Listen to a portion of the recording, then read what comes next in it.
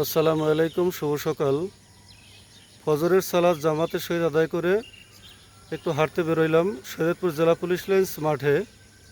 হঠাৎ করেই আমার এই যে বাম পাশে দাঁড়ানো আছে সাদা পাঞ্জাবি পরা ইন্সপেক্টর জনাব মোহাম্মদ নজরুল ইসলাম স্যার।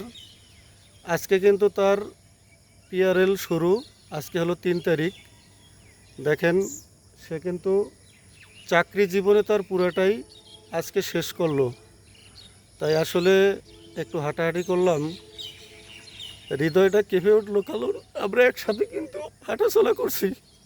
দেখেন ভাই, চাকরি শেষ করে আজকে চলে যাচ্ছে, আমার কান্না চলে আসছে, কারণ জানি না আমরা শেষ করতে পারবো কি না। আমার স্যারের জন্য দোয়া করবেন। আর এই যে আমার পাশে আছে আমার এই ব্যাটসম্যান ইন্সপেক্টর তহিবুর রহমান স্যার। আসলে এই পৃথিবী ভাই ক্ষণিকের। আমি নজরুল স্যারকে দেখেছি, সে মসজিদে 5 ওয়াক্ত নামাজ পড়েছে ভাই। তার চাকরি যাই হোক না কেন, কর্ম এটা কিন্তু থাকবে না, থাকবে হলো তার কি করছে ইবাদত। তা আমি আল্লাহ তাআলার একজন বান্দা হিসেবে সাক্ষী যে নজরুল স্যার 5 ওয়াক্ত নামাজ পড়েছে। আমার এই যে ব্যাটসম্যান 5 ওয়াক্ত নামাজ পড়ে মসজিদে। ভাই, এই দুনিয়ায় কার কি র্যাঙ্ক, কার কি দাপট এটা কিন্তু থাকবে না। আমার কান্না চলে আসছে কেন, যে মানুষ দেখি কত হিংসা, অহংকার, বিদ্বেষ তার হৃদয়ের ভিতরে থাকে। আপনি একটু মরে দেখেন ভাই, আপনার 60 বছর 70 বছরের জিন্দেগিতে আপনি কি করছেন। তাই আমি বলবো, এই ইন্সপেক্টর নজরুল স্যার এবং তার পরিবারের যারা আছেন সবাই যেন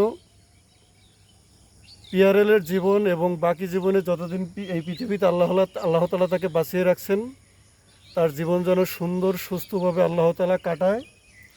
আমি আল্লাহ তাআলার কাছে এই দোয়া করি।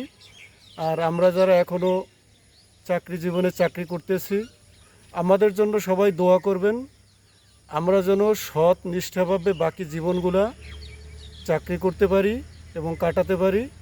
আর একটাই দোয়া করি সবার জন্য, মুসলমান হিসাবে ভাই আমরা 5 ওয়াক্ত নামাজ পড়ব, কারোর সাথে কোনো অন্যায়ভাবে ছলচরি ধোঁকাবাজি না করি ভাই।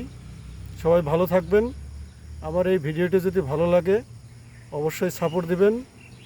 আবারও বলি, নজরুল স্যারের জন্য আমরা যারা পুলিশ পরিবার আছি সবাই দোয়া করবেন এবং বাইরে যারা আছেন সবাই দোয়া করবেন। ভালো থাকবেন।